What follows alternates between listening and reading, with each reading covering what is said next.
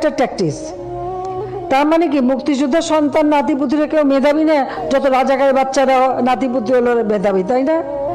কিন্তু এটা ভুলে গেলে চলবে। 10 জনের সামনে কথা বলতেছি, কিভাবে কথা বলতে হবে এই কথা বলার ভাষাটুকুই যদি আমি না জানি, ওই 10 জনের সামনে কথা বলার কোনো যোগ্যতাই আমার নাই। 1971 সালের পর থেকে যারা জন্মগ্রহণ করছে, যুদ্ধতে অংশগ্রহণ করতে পারে নাই, তারা সবাই রাজাকার। আমি, আপনি, আপনার বাবা, আমার দাদার নামও যেহেতু মুক্তিযোদ্ধার কোঠায় নাই, তাহলে আমার দাদা সহ আমরা সবাই রাজাকার। এক কথায় বলতে গেলে বর্তমান দেশে 16,98,00,000 নাগরিকদের মধ্যে 2,31,000 মানুষ মুক্তিযোদ্ধা, এদের পরিবার বাদে আমরা সবাই রাজাকার। যেই রাজাকারের নাম শুনলে একটা সময় আপনার চোখে ঘৃণা চলে আসতো, এখন একবার ভেবে দেখুন সেই রাজাকারের ট্যাগে আপনার ঘাড়ে চলে আসতেছে। সেই ট্যাগ আপনার ঘাড়ে দিতে এক বিন্দুও দ্বিধাবোধ করতেছে না, কারণ তার পদে উঠতে আপনার কোনো প্রয়োজন হয় না। বিকজ যেই দেশে ভোট ছাড়া ক্ষমতা পাওয়া যায়, সেই দেশে আবার কিছু বলতে ভাবতে হয় নাকি? আজকের ভিডিওতে একটা কথা বলে যাই, মাথায় রেখে কথা যত বেখেলে হবে, পতন তত দ্রুত হবে ইনশাআল্লাহ। পার্সোনালি আমি কোনো রাজনৈতিক সম্পর্কের সাথে সম্পৃক্ত নয়, কিন্তু একজন সাধারণ নাগরিক হিসাবে এই কথার বিরুদ্ধে তীব্র নিন্দা ও প্রতিবাদ জানানোর প্রয়োজন আমি মনে করি। রিসেন্ট 8-9 দিনই হয়ে গেল কোঠা এবং মেধা নিয়ে একটা আন্দোলন চলতেছে। হ্যাঁ, এই কথা সত্য যে কোঠা এবং মেধা দুইটা এক জিনিস নয়, কিন্তু আমার কথা হচ্ছে মুক্তিযোদ্ধাদের নাতি নাতনি থেকে শুরু করে ছেলে মেয়েগুলো যদি এতই মেধাবী হয়, তাহলে তাদের চাকরির জন্য কোঠার কিসের প্রয়োজন? প্রশ্ন থেকেই যায়। সাধারণ মানুষগুলো যদি রাজাকার হয়, এই সাধারণ মানুষের ট্যাক্স ভ্যাট দিয়ে আপনি দেশ চালাচ্ছেন, তার মানে আপনি বড় রাজাকার। বাংলাদেশ পরিসংখ্যান BBS এর হিসাবে শিক্ষিত বেকার আছেন 23,50,000 জন, অর্থাৎ বাংলাদেশে মোট বেকারের সংখ্যা 12% উচ্চ শিক্ষিত। এখন আমাদের মাননীয় প্রধানমন্ত্রীর কথা হিসাবে এই 12% উচ্চ শিক্ষিত বেকার নাগরিকই মেধাহীন। আফসোস 2022 সালে আমি সেনাবাহিনীর মাঠে অ্যাপ্লাই করেছিলাম এবং আমি বগুড়া ক্যান্টনমেন্ট মাঠে দাঁড়াতে গিয়ে দেখি অলরেডি 3 জন সিলেক্টেড হয়ে আছে। এখন আমার প্রশ্ন হলো, আমরা এতগুলো স্টুডেন্ট মাঠে দাঁড়াইতে গিয়েছিলাম, আমাদেরকে দেখার আগে আমাদের মেধা সম্পর্কে তারা বুঝে গেছে, রাইট? যদি আমাদের না দেখে আমাদের মেধা সম্পর্কে নাই বুঝতো, তাহলে তো অলরেডি আগে থেকে 3 জনকে সিলেক্ট করে রাখতো না। যে দেশে কোঠা ছাড়া চাকরি হয় না, দেশের নাগরিকদের রাজাকার বলে সম্বোধন করা হয়। একজন সাধারণ নাগরিক হিসেবে প্রধানমন্ত্রীকেই বয়কট করতেছি। রাজাকার প্রধানমন্ত্রী, তার গদি থেকে তাকে নামিয়ে দেওয়া হোক, নয়তো কোনো আইন আমরা মানি না। আপনি একজন সাধারণ মানুষ হিসেবে আপনি নিজের থেকে ভেবে দেখেন দেশের কতটুকু